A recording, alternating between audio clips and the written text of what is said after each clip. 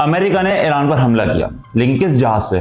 B-2 speed bomber, एक ऐसा जहाज जो दुनिया के सबसे तेज और ताकतवर तरीन हवाई डिफेंस को छुपके से पार कर सकता है। एक स्टील बॉम्बर कि जो इतना खुफिया है जैसे कोई भूत हो। ये जहाज इतना ताकतवर है कि एक ही वार में ये किसी भी जंग का पासा पलट सकता है और फिर भी कोई इसका पता नहीं लगा सकता। लेकिन ये इतना महंगा है कि हर कोई इसको अफोर्ड ही नहीं कर सकता। इस एक जहाज की मालियत है $2 बिलियन, जो कि बहुत सारे मुल्कों की GDP से भी ज्यादा है। आज हम बात करेंगे इस B-2 स्पिरिट की, जो एक साइफाई का फिल्मी जहाज लगता है। ये कैसे बनाया गया और क्यों दुनिया भर के रडार से बच जाता है और क्यों ये इतना अजीब सा दिखता है, आज जानेंगे इस वीडियो में। देखिए, ये बात शुरू होती है कोल्ड वार के दौर से। साल 1975 था, दुनिया में कोल्ड वार अपने पूरे जोश पर था।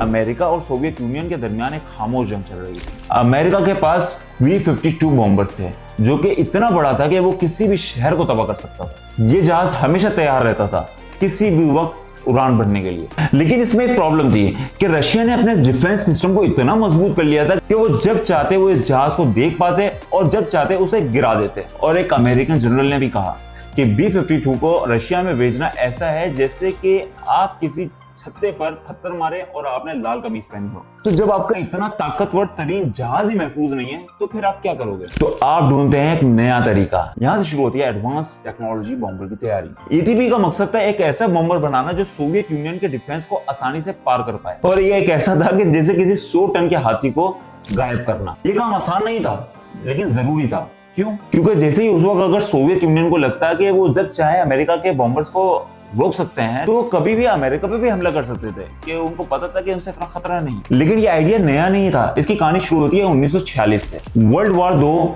अभी खत्म हुई थी। अमेरिका में लोग नई जिंदगी शुरू कर रहे थे, लेकिन एक शख्स जैक नॉर्थरोप का दिल किसी और चीज में लगा था। वो एक ऐसा जहाज बनाना चाहता था जो बिल्कुल अलग हो, एक फ्लाइंग विंग जिसमें ना कोई ढांचा हो, ना कोई दुम हो, सिर्फ एक पर हो। ये एक साइफाई फिल्म का जहाज लगता था। खैर 1947 में नॉर्थरोप ने YB-49 बनाया, जो एक जेट पावर्ड फ्लाइंग विंग थी। लेकिन प्रॉब्लम ये थी कि उस वक्त के कंप्यूटर्स इतना एडवांस नहीं थे जो इसे कंट्रोल कर सके। ये जहाज हवा में इधर उधर उड़ता था जैसे साइकिल बिना बैलेंस के। और एयरफोर्स को ये बिल्कुल पसंद नहीं आया और उन्होंने 1949 में इन YB-49 तमाम जहाजों को तबाह कर दिया। और ये नॉर्थरोप के लिए बड़ा झटका था। लेकिन कहानी यही नहीं खत्म होती। 1978 में एयरफोर्स ने ATB प्रोग्राम शुरू किया और ये कॉन्ट्रैक्ट मिला नॉर्थरोप कॉर्पोरेशन को। अब नॉर्थरोप के पास पैसा और टेक्नोलॉजी पूरे थे कि वो अपने सपने को सच साबित कर सके। तो कैसे बनाया गया एक ऐसा जहाज जो किसी भी दुनिया के रडार से बच सकता है? आइए जानते हैं। अगर इसकी शेप की बात करें तो B-2 का डिजाइन बिल्कुल एक साइफाई मूवी के जहाज की तरह लगता है। ये एक बड़ा सा पर है जिसकी ना कोई दुम है,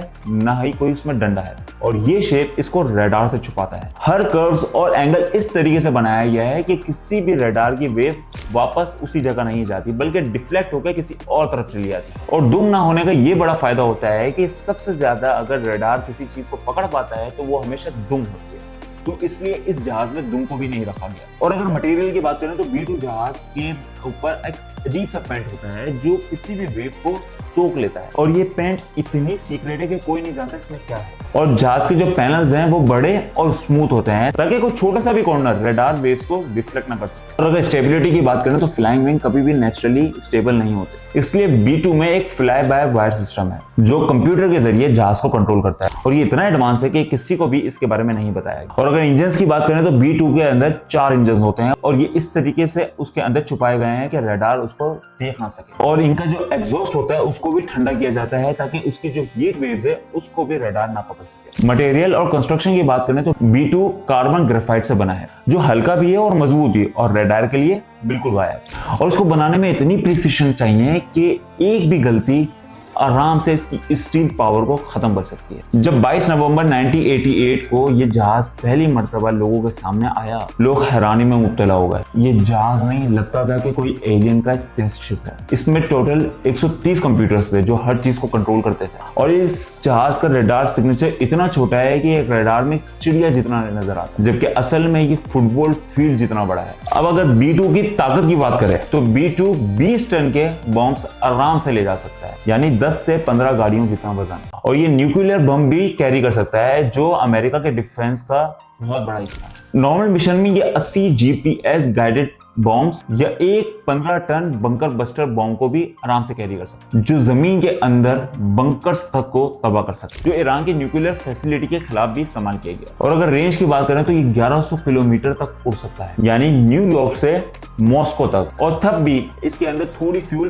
बची रहती है। और साथ में अगर इसकी एयर रिफ्यूलिंग की सर्विस मौजूद हो तो ये दुनिया के किसी भी कोने में पहुंच सकता है। अगर स्पीड और हाइट की बात करें तो ये 900 किलोमीटर पर घंटा की रफ्तार से भी उड़ सकता है और 50,000 फीट तक की ऊंचाई तक जा सकता है, यानी माउंट एवरेस्ट से भी 2 गुना ऊंचा। क्रू की बात करें तो इसके अंदर 2 लोग होते हैं, एक पायलट और एक मिशन कमांडर। ये दोनों एक सुपर स्मार्ट सिस्टम कंट्रोल करते हैं, और अगर जीपीएस बंद हो जाए तो ये तारों के जरिए भी अपना रास्ता ढूंढ सकता है। और ये किसी भी मौसम में उड़ सकता है, चाहे दिन हो, रात हो, बारिश हो, कोई भी हाल हो, इसको किसी मौसम से फर्क नहीं पड़ता। और इसका रेडार सिस्टम इसको जमीन के करीब भी उड़ने देता है ताकि इसको दुश्मन के रेडार से बचाया जा सके। लेकिन अगर बात करें कि इतना महंगा क्यों है, एक B2 की कीमत है $2 बिलियन, और इसका मवाजना आप ऐसे लगा सकते हैं कि पाकिस्तान को 1 से 2 बिलियन डॉलर्स के लिए IMF के पास जाना पड़ता है कर्जे के लिए।